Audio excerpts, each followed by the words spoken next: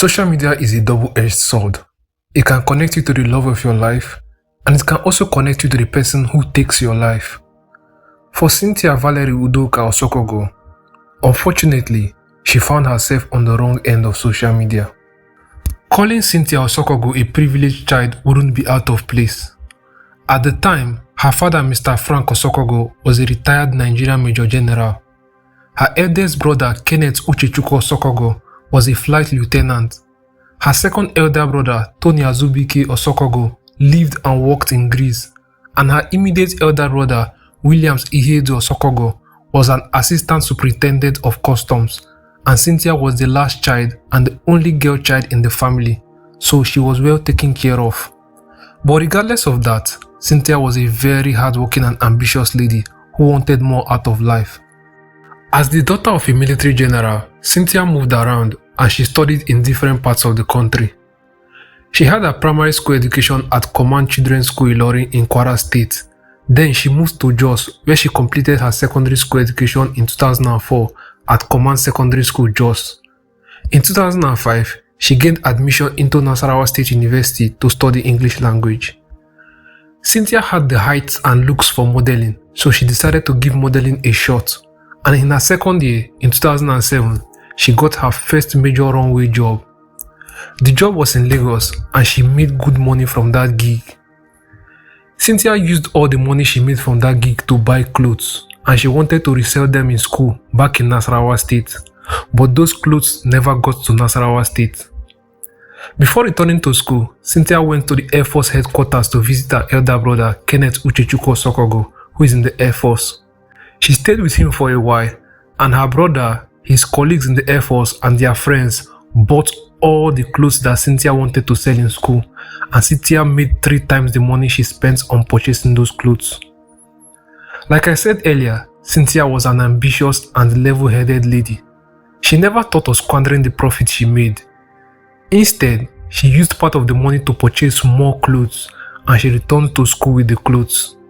She also used part of the money to rent a shop, and she started a boutique in Kefi called Dress Code, and she employed a sales girl to assist her in running the business. Her boutique never got in the way of her studies and personal life, as she went on to graduate in 2009 and also completed her NYSC program the following year, 2010. By 2011, Cynthia went for screening for a national modeling competition. She passed the 2 stages of the screening, but a man wanted to sleep with her for her to sail through, and because of that, Cynthia dumped her modeling career in 2011.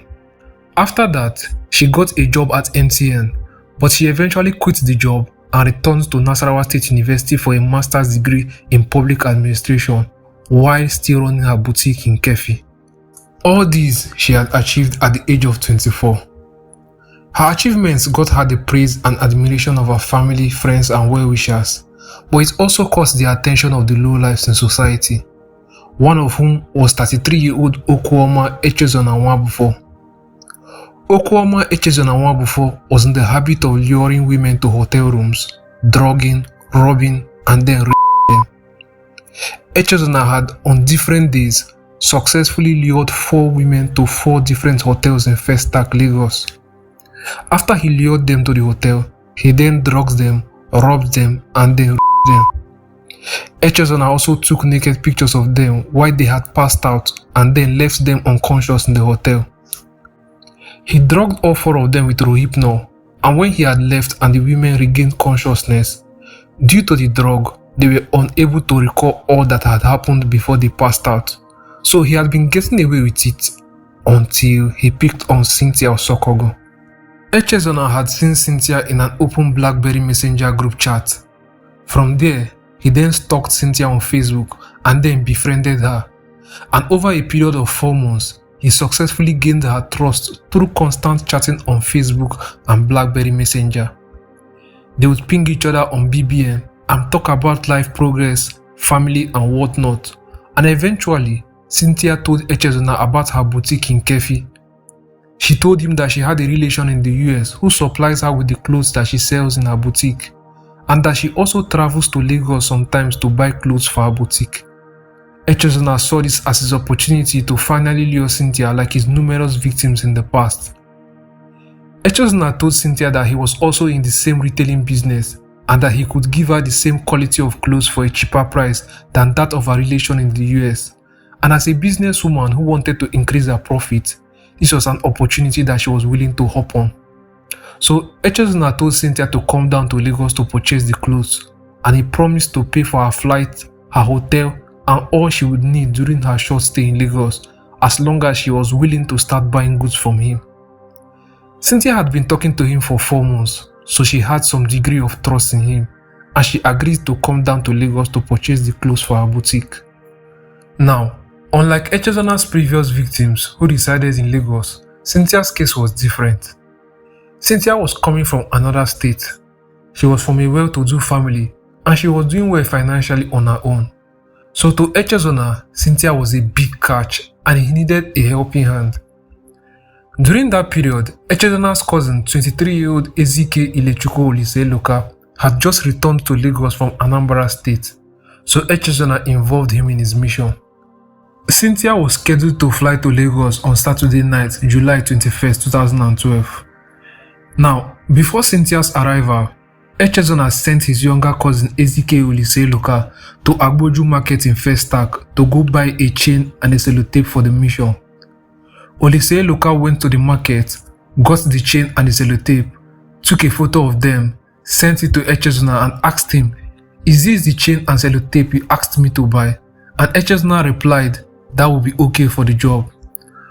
Echezona then sent his cousin Olisaeloka to go buy Rohypnol, a sedative drug that is used to knock people out and make them completely forget the events that unfolded before they were knocked out. Olisaeloka then went to Oxfam Specialties Limited in Festac, Lagos, and then he bought the drug from a pharmacist named Oji Osita. Olisaeloka also bought 3 Ribena drinks. Then he dissolved 10 tablets of Rohypnol and then used a syringe to inject the dissolved drugs into the 3 Ribena drinks. Now, by midnight, 12 a.m. on Saturday, 21st of July 2012, a man and his lover walked into Cosmila Hotel in Amuodofin, Festac town in Lagos. They met the receptionist, Mrs. Ifenwa Njebu, and the couple checked into room C1.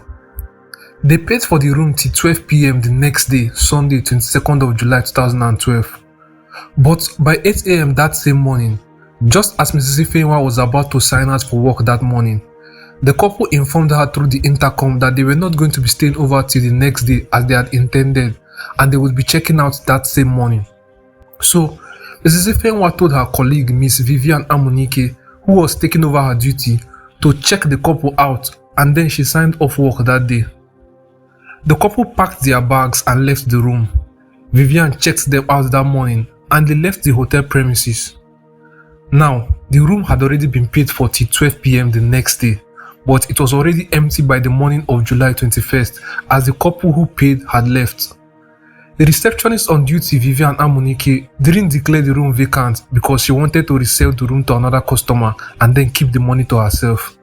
By 9 p.m. that same day, July 21st, 2012, Echezona and Olisaeloka walked into that hotel, Cosmila Hotel, and they asked for the royal executive room. The receptionist Vivian told the hotel's porter Oscar to show them room C1, which is the empty room that had already been paid for. The 3 men went upstairs to check out the room. A couple of minutes later, Echezona came down alone and told Vivian that he was going to bring his guest.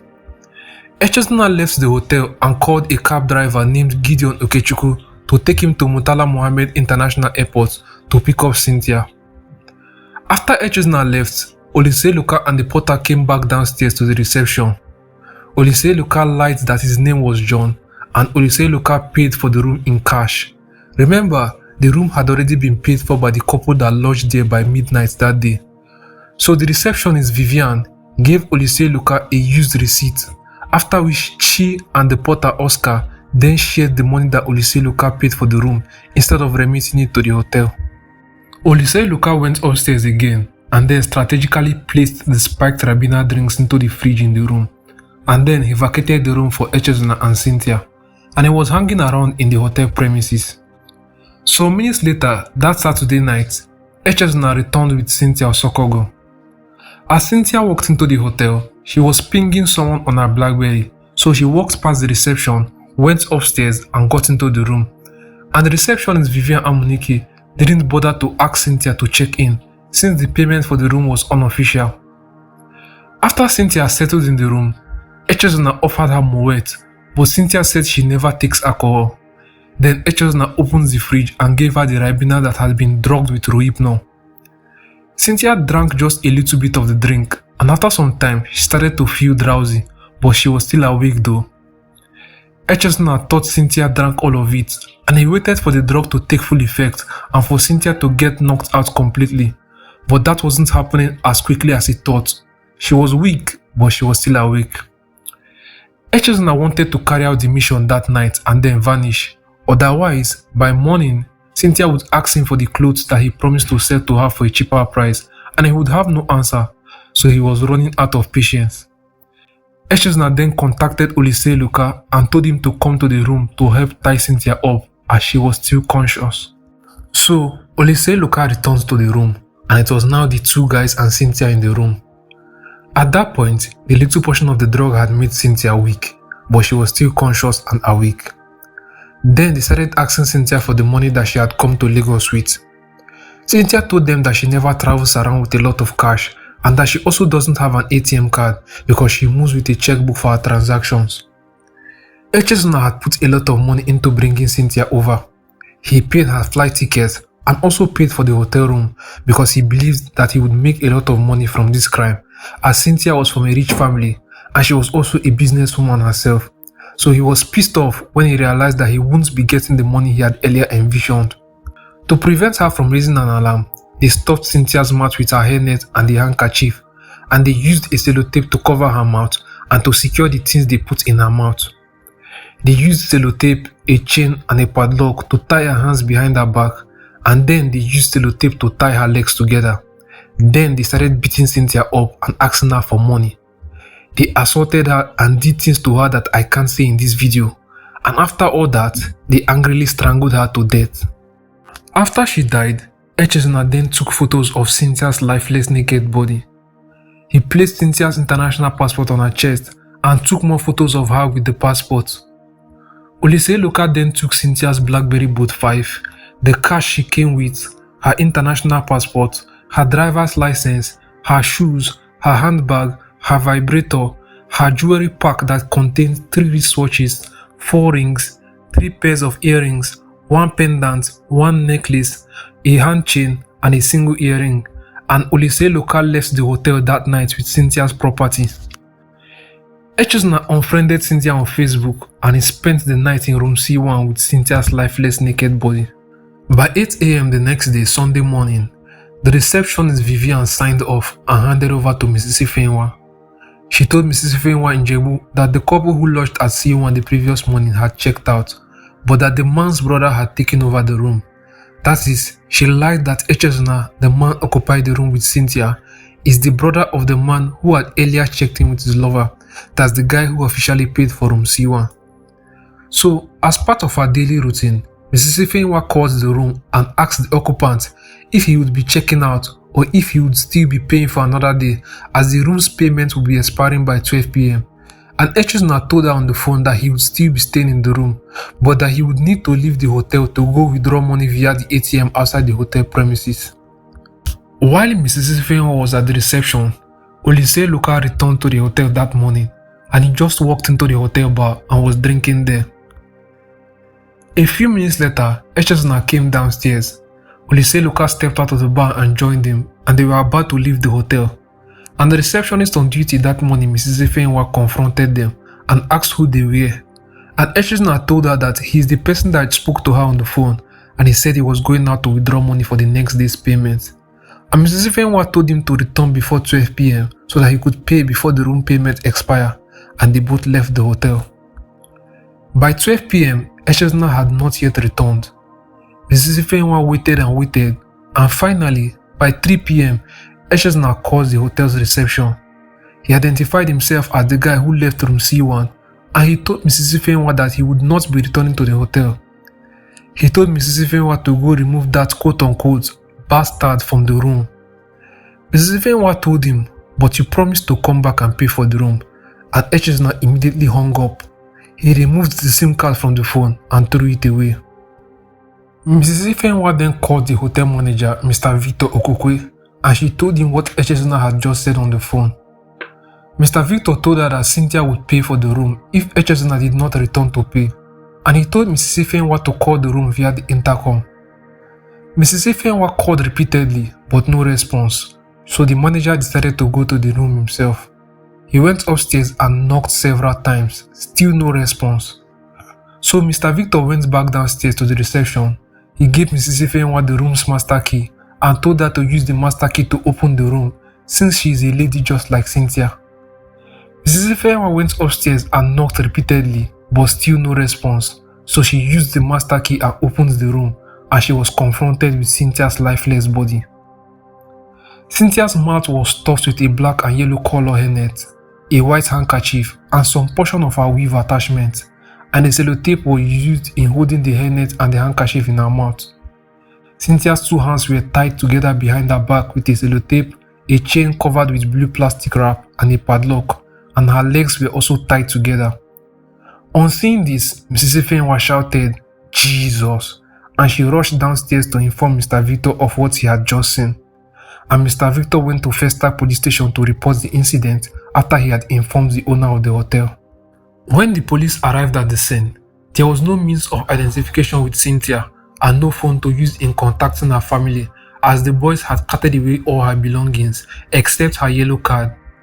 You remember, Cynthia didn't check into the hotel and her killers checked in with fake IDs, so the police were unable to identify her at that instant and they were unable to contact her family. The police came with a professional photographer, Mr. Lucky Ehimeme, and they instructed him to take official photos of the scene. He took 15 photos of the scene, and after that, the police deposited her corpse at the Ikeja General Hospital morgue and they requested an autopsy to be carried out. The receptionist Vivian Amunike was instantly fired by the hotel for not checking Cynthia in, for not verifying the IDs of Echezona and Olise Luka, and for also reselling a room that had been previously paid for and then keeping the money instead of remitting it to the hotel.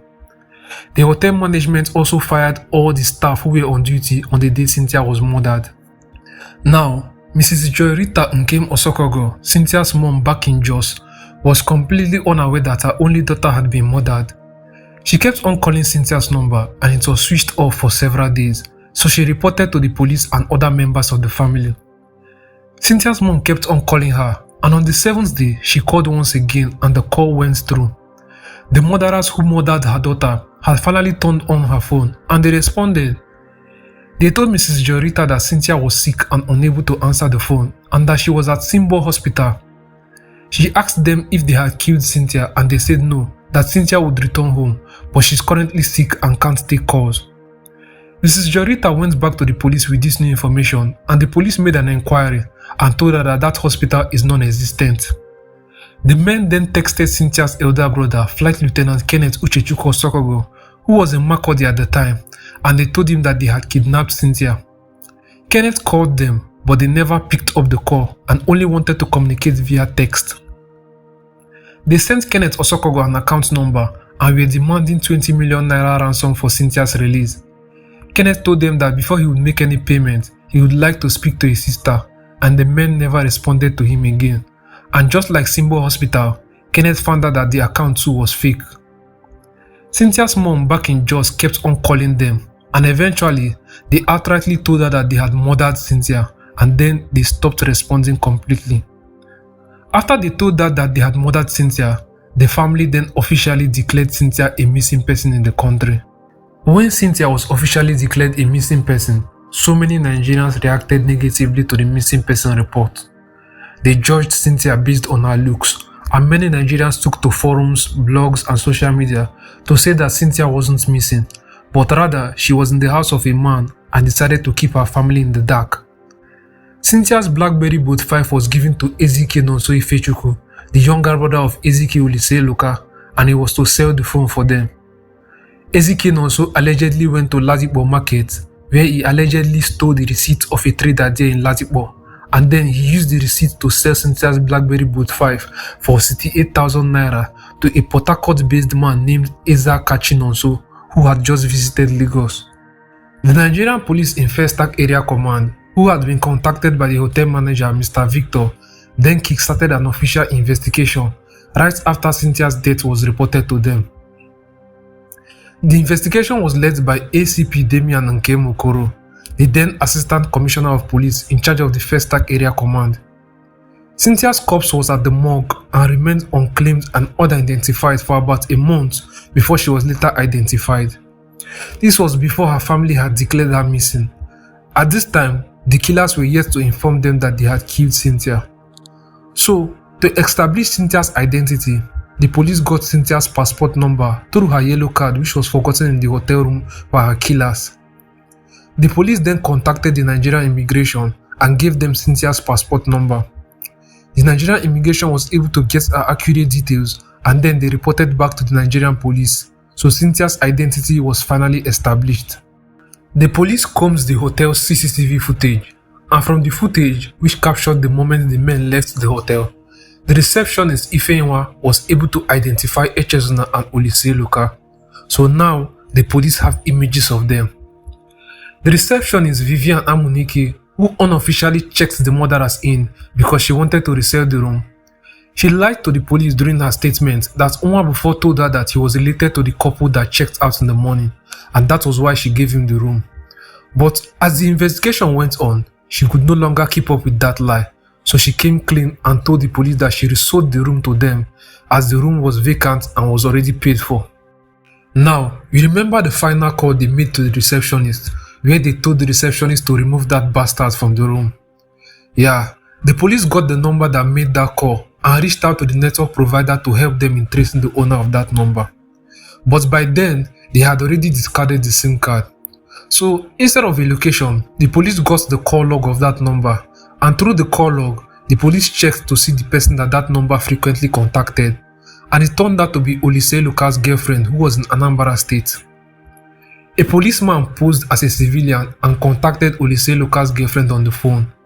He tricked her and was able to lure her to Lagos all the way from Anambra, and through her, the culprits were arrested. On getting to Lagos, she was arrested and made to cooperate with the police in arresting the culprits. Oluseloka's girlfriend called Oluseloka, and he told her that he was in Cotonou at the time. ACP Damian Okoro didn't want to involve the Interpol, as it would require a lot of paperwork and would take time. So he sent one of his officers undercover to travel to Cotonou in Benin Republic with Oluseloka's girlfriend to try to make him come back to Nigeria. But when they got to Cotonou and Oluseloka's girlfriend contacted him, Oluseloka said he had left Cotonou and was now in Oka in Anambra State. The police officer and Oluseloka's girlfriend returned to Nigeria from Cotonou, and Oluseloka's girlfriend called him again, and he said he was in Nnewi at the moment. Police officers in Mufti and Oluseloka's girlfriend then moved to Nnewi. They told her to call Oluseloka to come meet her at a junction, and they instructed her to hug him once she saw him so that they could identify him. An unwary Oluseloka stepped out from a junction in the neighborhood in Nnewi, and his girlfriend gave him the Judas hug, and in no time, he was waylaid by disguised police officers, immediately arrested and transported back to Lagos, and then the police finally released his girlfriend. The name and image of his girlfriend were never released to the public by the police. Oluseloka was arrested on Sunday, 19th of August 2012, almost a month after Cynthia's death. When the police got to Lagos with Oluseloka, they started interrogating him that night. They lied to him that they had already arrested his cousin Echezona in Lagos through the CCTV footage from the hotel. They showed him the CCTV footage, and then they lied to him that his cousin Echezona had already confessed to the police. They told him that Echezona said that he was confessing because Oluseloka forcefully took all the items they stole from Cynthia, and they said that Echezona told them that he, Oluseloka, was the person that killed Cynthia. Oluseloka believed the police, and he thought that his cousin had confessed and wanted to pin the murder on him, so he decided to set the record straight, and he confessed to the police. He told the police that he never knew Cynthia from anywhere, and that his cousin Echezona was the mastermind of the crime. He said Echezona just called him out of the blue to come help him tie a lady up at the hotel. As soon as he was done confessing and giving accurate details of how the crime was carried out, the police switched up instantly. They now forcefully demanded that he take them to Echezona's house, and this was when Oluseloka realized that the police had not arrested his cousin and that they lied to him. By midnight that Monday morning of August 20th, the police forced Oluseloka to take them to his cousin's house. By 3 a.m. that morning, the police arrived at Echezona's house. His house was at the top floor, and the police stayed downstairs for about an hour and 30 minutes. By 4:30 a.m. that morning, Echezona came out at the balcony and saw the policemen downstairs. He quietly went back into his house and tried to escape through the ceiling. Through the noise of his house zinc, the police downstairs realized that he was trying to escape.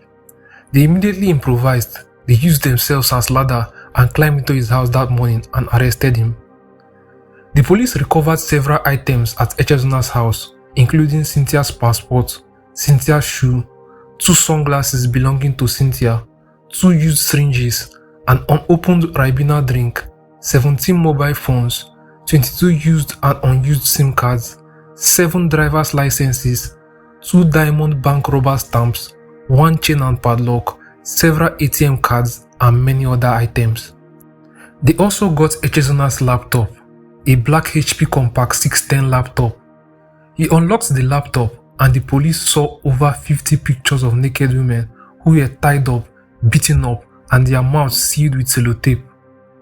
The pictures showed him doing unprintable things to his unconscious victims. Cynthia's photos were also among the pictures. She was naked, tied up and dead in the pictures, and in one of them, her passport was placed on her chest. On Echezona's phone, the police saw his text messages where he sent Oluseloka to the market to go buy the chain and sellotape for Cynthia. That same day that Echezona was arrested, August 20th, by morning, the police gave Echezona his phone and they forced him to lure the driver Gideon Okechukwu out. Echezona called Gideon Okechukwu, the driver who took him to the airport and also drove him to the hotel with Cynthia. Echezona told Gideon that he wanted to go to the University of Lagos and he told the driver to come pick him up. A couple of minutes later, the driver showed up and he was instantly arrested by the police.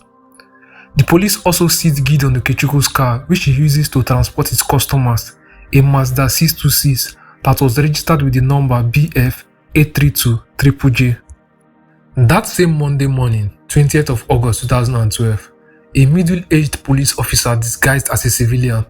He wore mufti and went back to Oxfam Specialty Limited, the pharmaceutical store where Ezike Oluseloka bought the Rohypnol. When the disguised officer got into the store, he was attended to by a 25-year-old intern named Chukwunonso Maduako. Chukwunonso Maduako had just started the 1-year compulsory internship at Oxfam in May 2012, which was 3 months before the day the officer walked in. At the time, Chukwunonso was the pastor of the Youth Fellowship of the Redeemed Christian Church of God, Higher Ground Parish in Oluti, near Agboju in Lagos. So, the police officer lied to Chukwunonso Maduako that he is having persistent generalized body pains and he is also finding it difficult to sleep due to an accident he had some weeks back. The police officer then told Chukwunonso that he had tried different drugs to help him sleep properly and to relieve him of his pain, but none of those drugs worked. So the officer then told Chukwunonso that he wanted to buy Rohypnol. Chukwunonso asked for a doctor's prescription, but the disguised police officer said he didn't have a doctor's prescription, so Chukwunonso refused to sell the drug to him. The disguised police officer kept on pleading and pleading, and after a while, Chukwunonso physically assessed the middle-aged man, and the man didn't strike him as someone that would be addicted to the drug. So out of compassion, Chukwunonso then sold the man 1 card of 10 tablets of Rohypnol along with 1 card of paracetamol, and he counseled the man to see a doctor afterwards. The man gracefully thanked Chukwunonso and left the pharmaceutical store with the drugs. 5 minutes later, 5 hefty police officers, who were also dressed in mufti, stormed Oxfam alongside the disguised middle-aged police officer. The disguised officer immediately identified Chukwunonso Maduako and they started beating him up. They accused him of rape and murdering Cynthia Osokogu, and then they took him to the Festac police station. When they got there, they took Chukwunonso Maduako to Oluseloka for identification, and Oluseloka said Chukwunonso wasn't the person who sold him the drug, but the police still locked him up regardless. The manager of the pharmacy, Mr. Ike Ugu, came to the police station on behalf of Chukwunonso Maduako, and the police told him to provide the pharmacist who sold Rohypnol to Olise Loka. The next day, August 21, 2012, policemen returned to Oxfam, and 32-year-old Osita Oji, the pharmacist who was on duty when Olise Loka bought the Rohypnol, was arrested.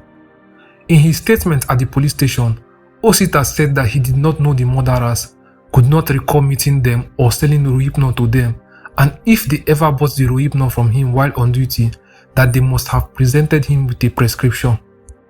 Maduako Chukwunonso was detained at the Festac Police Area Command for 6 days, and on the 7th day, he was taken to the Lagos State Criminal Investigation Department, Panti.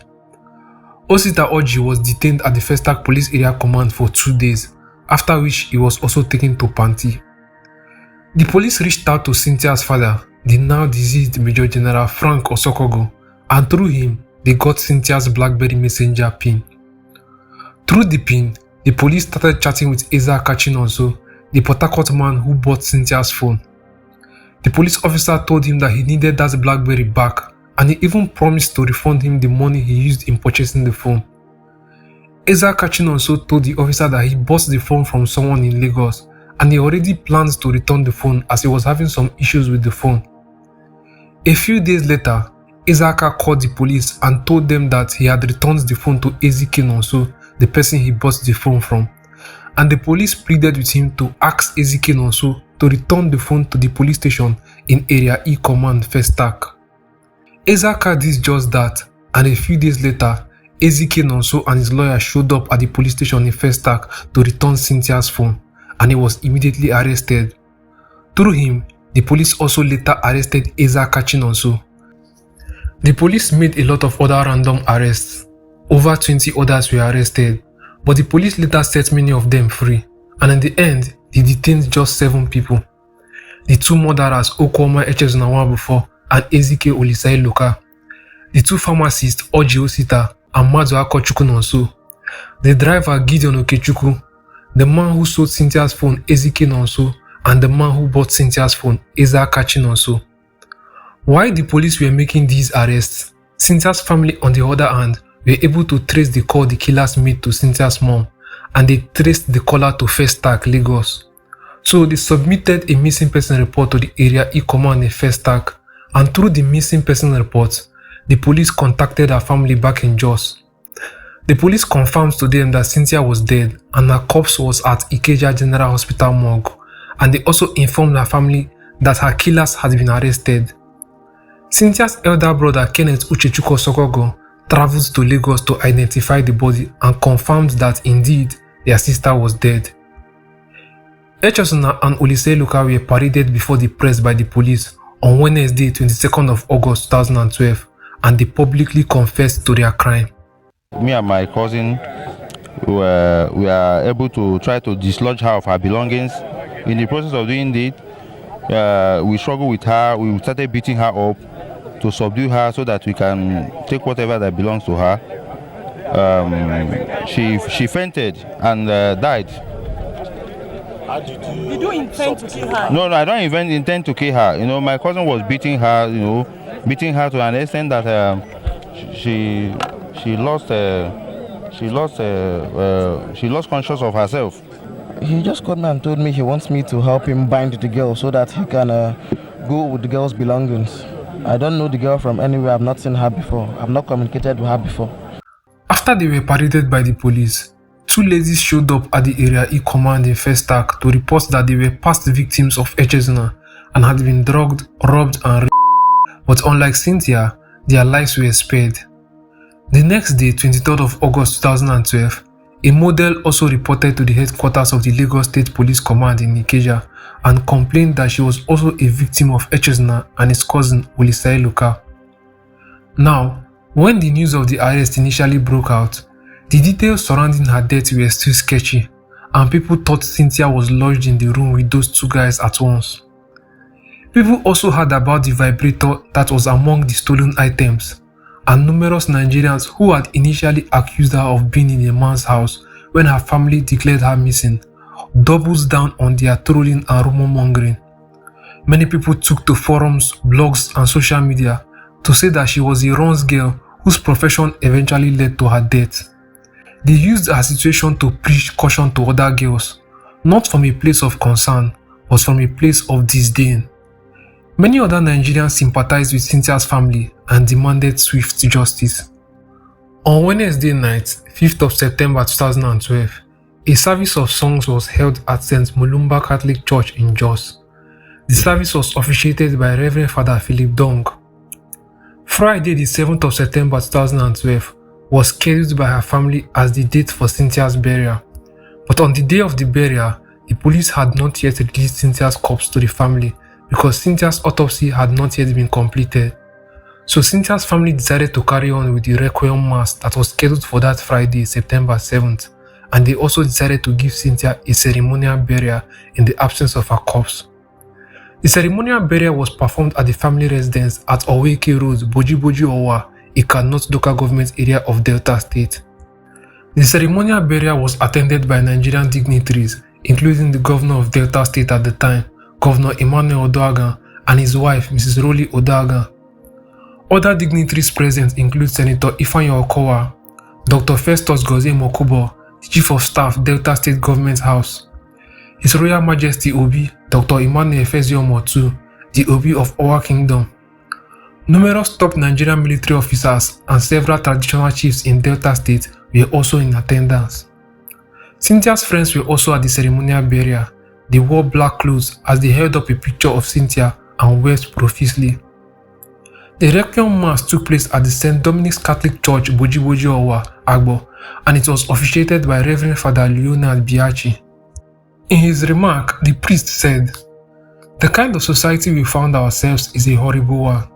It is not okay with our society that a beautiful, intelligent and promising young girl would be drugged and murdered just like that." The priest also stated that Cynthia's killers were cowards who could not woo any lady, even the deceased, face to face, but hid under the guise of Facebook to carry out their immorality. The priest said that the death of Cynthia should not stop the usage of Facebook, but it must not be used for evil or other social vices. Family members and friends also made remarks about Cynthia. They narrated how kind, loving, considerate, bold, and hardworking she was, despite being well taken care of. 1 week after the ceremonial burial, on Friday, September 14, 2012, Cynthia's autopsy was completed, and Professor John Oladapo Obafunwa, Chief Pathologist at the Lagos State University Teaching Hospital, submitted the autopsy results to the police. The autopsy was conducted at the Lagos State University Teaching Hospital, Ikeja, and the results showed that Cynthia died due to asphyxiation, which is the absence of oxygen supply to the body. This was as a result of the blockage of her upper respiratory airways, and the blockage was caused by Cynthia being gagged and choked. That is, she was strangled to death. The autopsy showed that Cynthia suffered pulmonary edema as her lungs were heavily engorged with blood. Her left and right lungs weighed 400 and 500 grams respectively, instead of the normal 250 and 300 grams, and there were also tiny beads on the surface of the lungs. The pathologist said that there were pinpoint holes in the white eye of the corpse, as well as inside the upper part of the airways and surface of her lungs, a condition he termed petechial hemorrhage. The autopsy results also showed that there were multiple bruises and abrasions on Cynthia's body, and what appeared to be bite marks were on the front of her two thighs. The autopsy results showed that when her kidney was sliced open, it had dark spots in some areas, indicating a shutdown of blood circulation due to shock.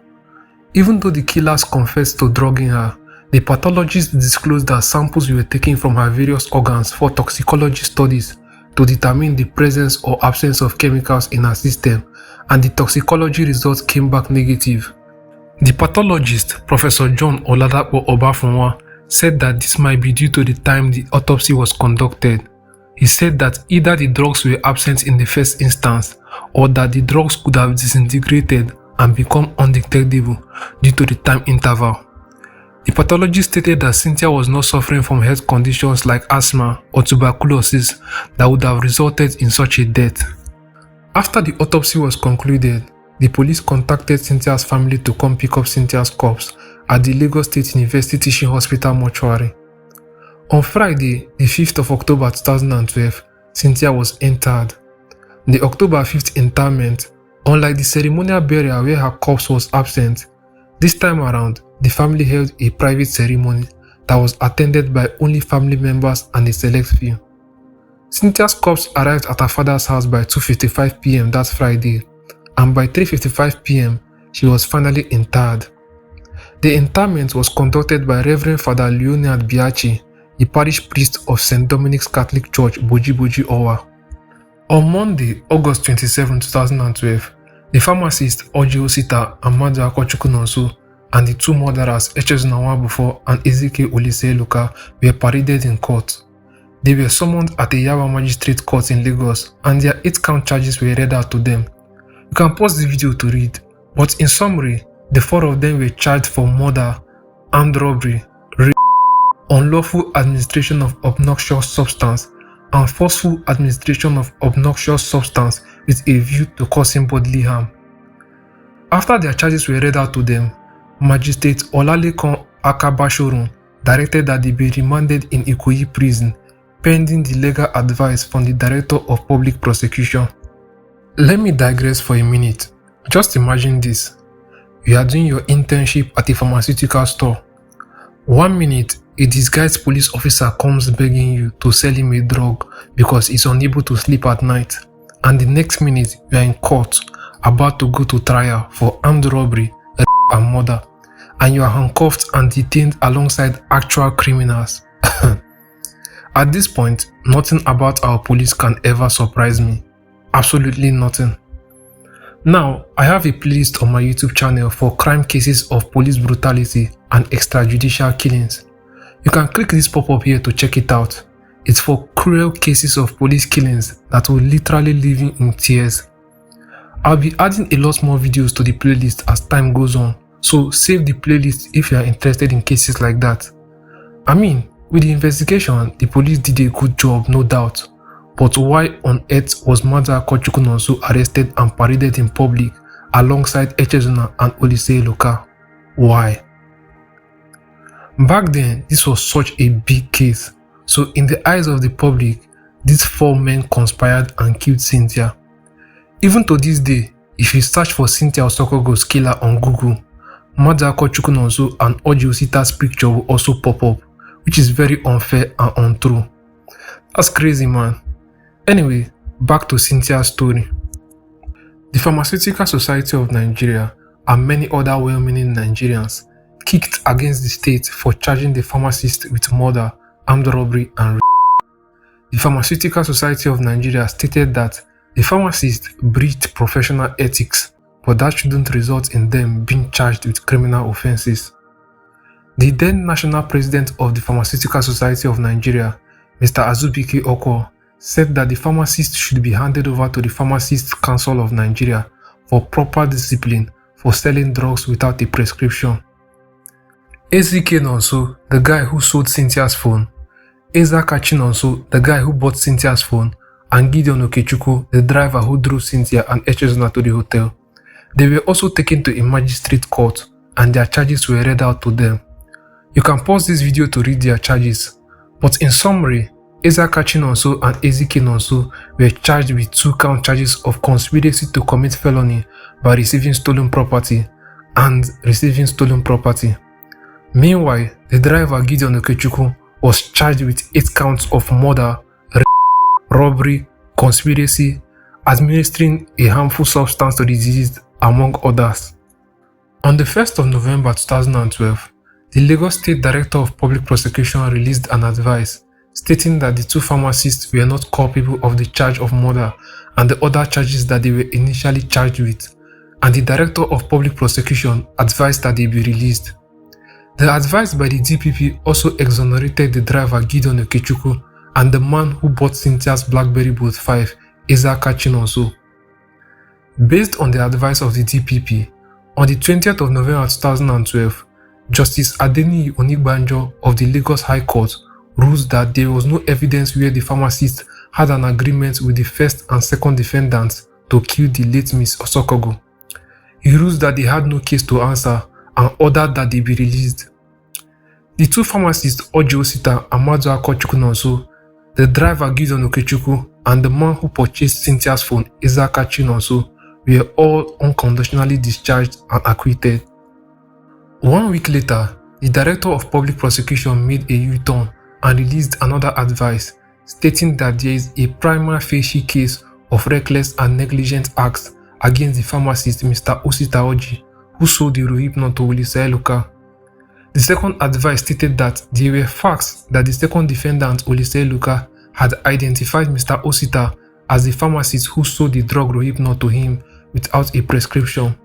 And based on the new advice by the DPP, on the 27th of November 2012, a Yaba Magistrates Court ordered the rearrest of Oji Osita. Even though the new advice contradicted the first advice released by the Director of Public Prosecution, the Police Counsel Chukwuagu said the new advice was superior, correct, and authentic. The new advice by the DPP maintains that the state has sufficient evidence to establish a prima facie case of conspiracy to commit murder, conspiracy to commit felony to wit stealing, and stealing against Echezona and Olisa Eluka. And the advice also stated that Olisa Eluka's brother Ezike Nonso, who received Cynthia's stolen phone from the killers, has a case to answer before the court. So at this point, it was just the pharmacist Oji Osita, the killers Echezona Nwabufo and Ezike Olisa Eluka, and his brother Ezike Nonso, who were in custody and were to go to trial for Cynthia's death. On Tuesday, 8th of January 2013, due to Cynthia's death, NAFDAC officially announced a partial ban on the drug Rohypnol. NAFDAC said that the drug will now be restricted to only determined outlets in the country, and quarterly reports on its distribution and use are to be submitted by marketing authorization holders to NAFDAC. NAFDAC announced that the status of the drug as prescription-only medicine will now be enforced. After a lot of magistrate court hearings, adjustment of charges and all that, the trial officially started on the 8th of February 2013 at the Lagos State High Court in Igboshiri. Okwuoma Echezona Nwabufo and Ezike Olisa Eluka were both officially charged with 3-count charges of felony by robbery, conspiracy to commit murder, and murder. The pharmacist Oji Osita was charged with reckless and negligent acts, and Olisa Eluka's brother Ezike Nonso was charged with possession of stolen property. The prosecution team was led by the Lagos State Attorney General and Commissioner for Justice, Mr. Ade Ipaye, and on the first day of the trial, the state called its first witness, Mrs. Ifeyinwa Njebu, the receptionist who first saw Cynthia's lifeless body. On that first day of the trial judge, Justice Olabisi Akinlade, granted bail to the pharmacist Oji Osita and Olisa Eluka's younger brother Ezike Nonso. Osita was granted bail with 2 sureties who must deposit 500,000 naira each. One of the sureties must be a serving director at Ecobank PLC and the other a licensed pharmacist. Ezike Nonso was granted bail of 2 million naira with 2 sureties. One surety must be a civil servant not less than grade 11-14, while the other must be a property owner with a genuine certificate of occupancy. The sureties must be resident in Lagos and with evidence of tax payments dating back to 3 years. So, during the entire trial, it was just the 2 culprits, Echezona and Olisa Eluka, who were remanded at the Kirikiri prison in Apapa through the duration of the trial. I'm not going to bore you with all the details of the trial, but the trial lasted for 4 years and it officially came to an end on the 23rd of March 2017. On Thursday, March 23, 2017, Justice Olabisi Akinlade held that the circumstantial evidence brought by the state was cogent, complete, unequivocal, and compelling. Echezona and Olisa Eluka were both found guilty on all 3-count charges. For conspiracy to commit murder, the judge sentenced the 2 of them to 14 years imprisonment each. For felony by robbery, the judge sentenced the 2 of them to 3 years imprisonment each, and for murder, the judge sentenced them to death by hanging. In her statement, Justice Olabisi Akinlade said, "In judgment, justice is required not only for the victim but also for society. In their attempts to steal Cynthia's property, they stole her life. But for the efforts of the police and the Ministry of Justice, we wouldn't have been able to do anything. They didn't even feel remorseful and even came to the courts to tell lies. This court cannot change the law. I pronounce the sentence of this court upon you, Okwuoma Echezona Nwabufo and Oluseloka Ilechukwu, that you be hanged by the neck until you are dead, and may God have mercy on your souls. After the judge pronounced their sentences, they were quickly led away from the courtroom into the Black Maria outside the court premises. Akilade found both men guilty on the strength of the circumstantial evidence and exhibits presented by the prosecution, and also based on their confessional statements made to the police. For the pharmacist, Oji Osita, the state was unable to prove that he sold the drug intentionally without a doctor's prescription.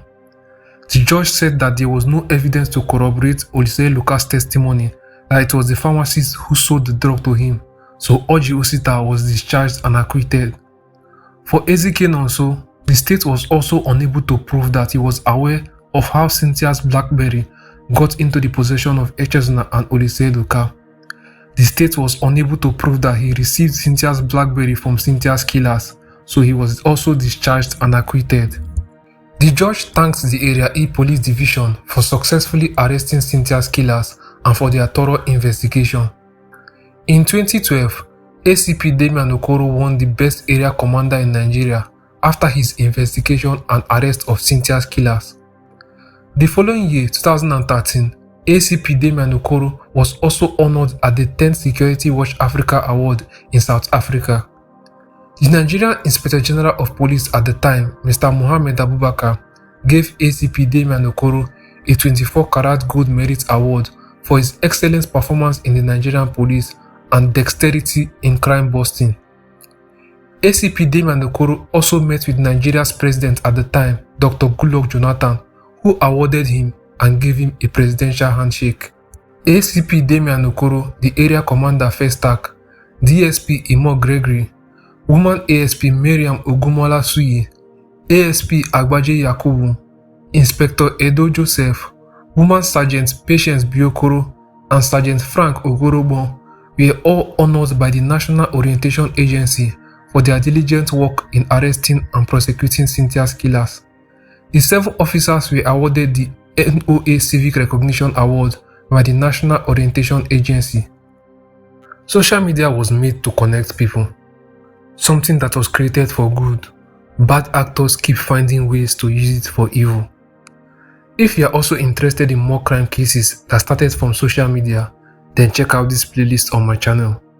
If you are also interested in more crime cases of female victims that lost their lives, then check out this playlist on my channel.